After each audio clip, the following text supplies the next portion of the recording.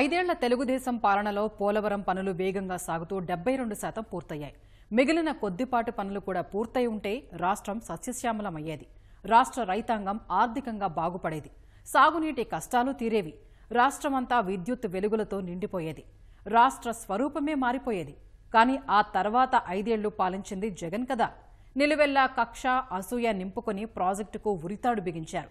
కోలుకోలేని నష్టం మిగిల్చారు. ఈ విషయం ఎప్పుడో తెలిసినా సీఎం చంద్రబాబు విడుదల చేసిన శ్వేతపత్రంతో మరింత తేటతెల్లమైంది. పోలవరానికి జగన్ విధ్వంసానికి ఇది కళ్లకు కట్టింది. ఈ విధ్వంసాన్ని సరిదిద్దడానికి చాలా సమయం, భారీగా నిధులు అవసరమవుతాయని చంద్రబాబు తెలిపారు. దేశీయ అంతర్జాతీయ నిపుణులతో సమస్యని అధిగమిస్తామని, కేంద్రం సహకారం కూడా తీసుకుంటామని అన్నారు. మరి పనులు పూర్తి చేయడంలో ఇంకా ఉన్న సవాళ్లేంటి? నిర్మాణం, పునరావాస బాధితులకు నిధులు ఎలా? అసలు పనులు ఎప్పటిలోగా పూర్తయ్యే అవకాశం ఉంది? 5 ఏళ్ల జగన్ అరాచక పాలనకు సజీవ సాక్ష్యం పోలవరం బహుళార్థక ప్రాజెక్టు. ఆంధ్రప్రదేశ్ తలరాతను సమూలంగా మార్చే అవకాశం ఉన్న ఈ ప్రాజెక్టును జగన్ ఎలా కుళ్లబొడిచింది ముఖ్యమంత్రి చంద్రబాబు శుక్రవారం విడుదల చేసిన శ్వేతపత్రంలో ఆధారాలతో సహా బయటపెట్టారు. పోలవరం ఎంతకాలంలో బాగు చేయగలమో నిపుణులే తేల్చాలని చంద్రబాబు అన్నారు.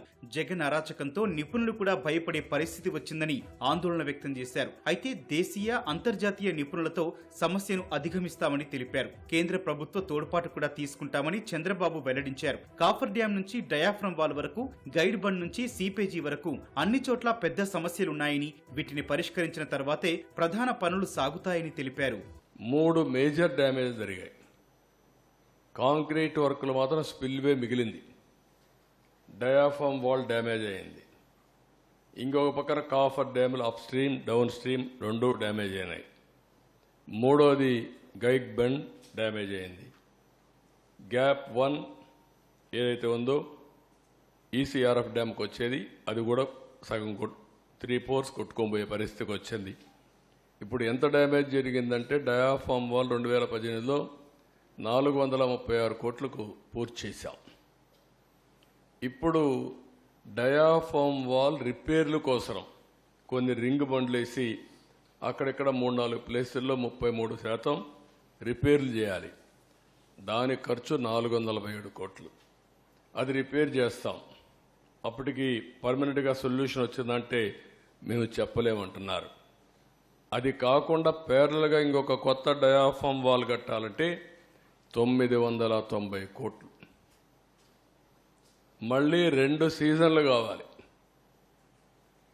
అది కూడా సక్రమంగా చేస్తే 2 లేకపోతే 3-4 సీజన్లు అవుతుంది. అంటే 3-4 సీజన్లు డయాఫ్రమ్ వాల్ కట్టాలి. దానిపైన కాఫర్ డ్యాములోనే ప్రాబ్లమ్స్ ఉన్నాయి. దానిపైన ఈసీఆర్ఎఫ్ కట్టాలి. ప్రాజెక్టు పూర్తి కావాలి.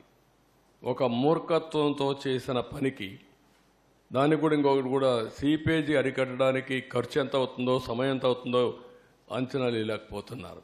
జగన్ అధికారంలోకి వచ్చిన 2019 మే నుంచి 2020 ఆగస్టు వరకు 15 నెలల సమయం ఉన్న ఎగువ కాపర్ డ్యాం కొద్దిపాటి గ్యాప్ ను సైతం పూర్తి చేయలేదు. దీంతో వరద నీరు ఈ కొద్దిపాటి గ్యాప్ నుంచే వెళ్లాల్సి ఉన్నందున వేగం, ఒత్తిడి పెరిగింది. నీరు సుడులు తిరిగి డయాఫ్రమ్ వాల్ ముందు 50 అడుగుల లోతు వరకు ఇసుక కొట్టుకుపోయి అగాధాలు ఏర్పడ్డాయి. బయటి నుంచి ఇసుక తెచ్చి పూడ్చిన ఈ అగాధాలపైనే మెయిన్ ఎర్తికం రాక్ఫిల్ డ్యాం చేయాల్సి రావడం క్లిష్టతరంగా మారింది. స్పిల్వే ఎడమవైపు నీటి ఉధృతిని ఎదుర్కోవడానికి నిర్మించిన గైడ్ బండ్ జగన్ ప్రభుత్వ నిర్లక్ష్యంతో కుంగిపోయింది. దీనివల్ల చేసిన 80 కోట్ల రూపాయలు వృధా అయ్యాయి. జగన్ నిర్లక్ష్యం, విధ్వంసంతో ప్రాజెక్టుకు సహజసిద్ధంగా లభించే అంశాలు కూడా ప్రమాదకరంగా మారి భౌగోళిక పరిస్థితులను సైతం మార్చేసిందని చంద్రబాబు విమర్శించారు.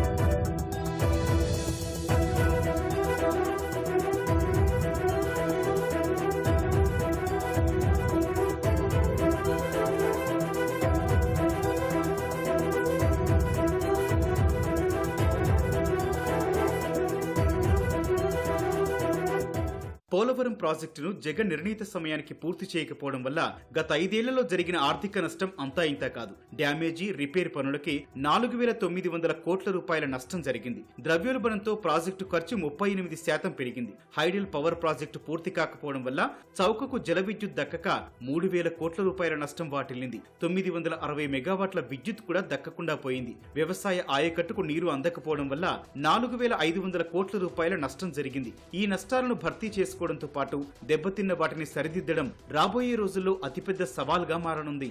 ఊరికే మా వాళ్ళు లెక్కేశారు కానీ ఇది కరెక్ట్ కాదు. దాన్ని కూడా ఈరోజు మొత్తం 4,900 కోట్ల రూపాయలు అదనంగా అవుతుందని.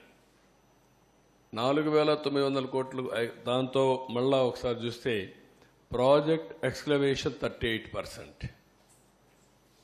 ఎవ్రీ ఇయర్ డిలే అయితే ఆ ప్రాజెక్ట్ మళ్ళీ పెరుగుతూ వస్తుంది, కాస్ట్ పెరుగుతూ వస్తుంది. ఇప్పటికి 38% పెరిగిందని కాస్ట్. ఇంకొక పక్కన ఐడిల్ ప్రాజెక్ట్ వల్ల 3,000 కోట్లు, వ్యవసాయానికి నీరు అందకుండా పోయిందాని వల్ల ఒక 45,000 కోట్లు. ఇవన్నీ కూడా ఆపర్చునిటీ కాస్ట్లో జిఎస్డిపి, రైతుల ఆదాయం మొత్తం తగ్గిపోయే పరిస్థితి వస్తుంది. ఒక ప్రాజెక్ట్ వస్తే ఏ విధంగా లాభాలు వస్తాయి, ఏ విధంగా జిఎస్డిపి పెరుగుతుంది, ఏ విధంగా పర్సనల్ ఇన్కమ్ పెరుగుతుంది అని ఒక ఉదాహరణ. పోలవరం నిర్వాసితుల సమస్య తీర్చడం కూడా ప్రాజెక్టును ముందుకు తీసుకెళ్లడంలో పెను సవాలుగా నిలిచే అవకాశం కనిపిస్తోంది. కారణం నిర్వాసితులను జగన్ పచ్చిగా మోసగించడమే. ఎకరానికి 19 లక్షల రూపాయల పరిహారం ఇస్తానన్న జగన్ 4 ఏళ్లలో ఒక్కరికి కూడా అందించలేదు. ఎకరానికి 5 లక్షల రూపాయల అదనపు పరిహారం ఇస్తానన్నా దీన్ని సైతం ఒక్కరికి కూడా ఇవ్వలేదు. పైగా లబ్ధిదారుల జాబితా మార్చి అక్రమాలకు పాల్పడ్డారు.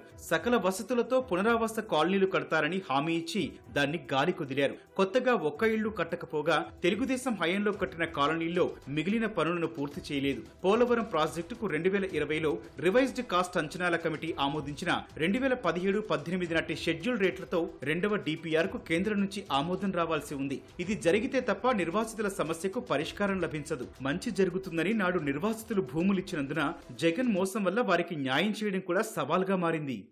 ఇవన్నీ మీరు చూస్తే ఎన్నో హామీలు ఇచ్చాడు. ఎకరాకు 19 లక్షలు ఇస్తా అన్నాడు, ఒక్క రూపాయి ఇవ్వాల. ఎకరాకి అదనంగా 5 ల్యాండ్ అక్విజిషన్ అయిన వాళ్ళకు కూడా 5 లక్షలు ఇస్తా అన్నాడు, ఒక పైసా ఇవ్వాల. ఇంకో పక్క సకల వసతులతో పునరావాస కాలనీలు కడతా అన్నాడు. తెలుగుదేశం పార్టీ కట్టిన ఇళ్లు తప్ప ఒక్క ఇల్లు కొత్తగా నిర్మాణం చేసిన పరిస్థితులు లేడు. అంటే ఎన్ని అబద్ధాలు చెప్పాలో ఓట్ల కోసం అన్ని అబద్ధాలు చెప్పి వచ్చిన తర్వాత తప్పించుకోవడం అనేది ఇది ఒక ఉదాహరణ మాత్రం. నెక్స్ట్, ఈరోజు నేను ముందే చెప్పాను, 4,114 కోట్ల రూపాయలు పునరావాసానికి ఖర్చు పెడితే one of the best model colonies నిర్మాణం చేశాం. ఎక్సలెంట్ ఇన్ఫ్రాస్ట్రక్చర్ పెట్టాం. అవన్నీ ఎక్కడికక్కడ వదిలేసే పరిస్థితికి వచ్చారు. పోలవరం ప్రాజెక్టుకు జగన్ చేసిన విధ్వంసం వల్ల దాన్ని పూర్తి చేయడంలో ఇప్పుడు ఇంకా అనేక సవాళ్లు ఎదురు చూస్తున్నాయి. జగన్ చేసిన తప్పులను సరిదిద్దడానికి ఇప్పుడు 1,000 కోట్ల రూపాయల నిధులు అవసరం. వాటిని సమకూర్చుకోవడం మొదటి సవాల్. ఇందుకు కేంద్ర ప్రభుత్వం పూర్తి సహకారం అందించాలి. జగన్ పాలనలో రాష్ట్రం ఛిద్రమైన నేపథ్యంలో ఆర్థిక కష్టాలు అధిగమించి పోలవరం ప్రాజెక్టును పూర్తి చేయడంలో ఇప్పుడు కేంద్ర ఆర్థిక సహకారమే కీలకం కానుంది. రుణాల వంటి ఇతరత్రా మార్గాల ద్వారా కూడా నిధులు పొందే అవకాశం ఉంది. అందువల్ల నిధుల అందుబాటు ప్రాజెక్టును సకాలంలో పూర్తి చేయడానికి నిర్ణయించనుంది. నిధులు అందుబాటులో లేకుంటే కాలం గడిచే కొద్దీ నిర్మాణ వ్యయం పెరుగుతూ ఉంటుంది. అందువల్ల నిధుల కొరతే ఇప్పుడు ప్రధాన సమస్య.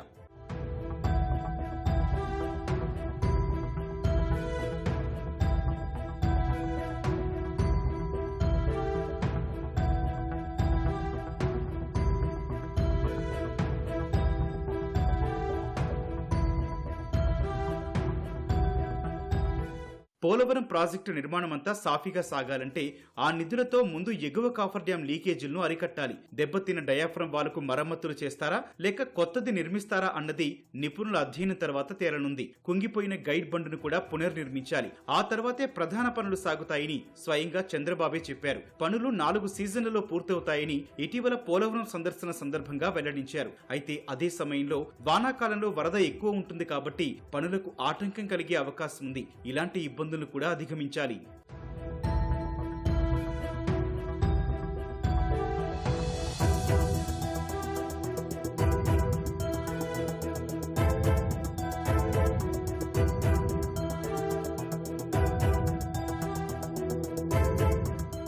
జగన్ అనే ఒక వ్యక్తి అరాచక పాలన పోలవరం ప్రాజెక్టుకు లెక్కకు మిక్కిలే సమస్యలు తెచ్చాయి. అయితే రాబోయే 5 ఏళ్ల తెలుగుదేశం పాలనలో ఆ సమస్యలన్నీ తొలగిపోగలవని ఆశాభావం వ్యక్తమవుతోంది. కారణం పరిపాలనా అనుభవజ్ఞుడైన చంద్రబాబు ముఖ్యమంత్రిగా ఉండటం. ఎన్నో సవాళ్లు, సంక్షోభాలను చాకచక్యంగా పరిష్కరించిన ఆయన పోలవరం నిర్మాణంలో ఎదురయ్యే సమస్యలు కూడా తీర్చగలరని రాష్ట్ర ప్రజలు ఆశిస్తున్నారు. కేంద్రంలో ఎన్డీఏ మిత్రపక్షం అధికారంలో ఉండడం కూడా కలిసి వచ్చే అంశమే.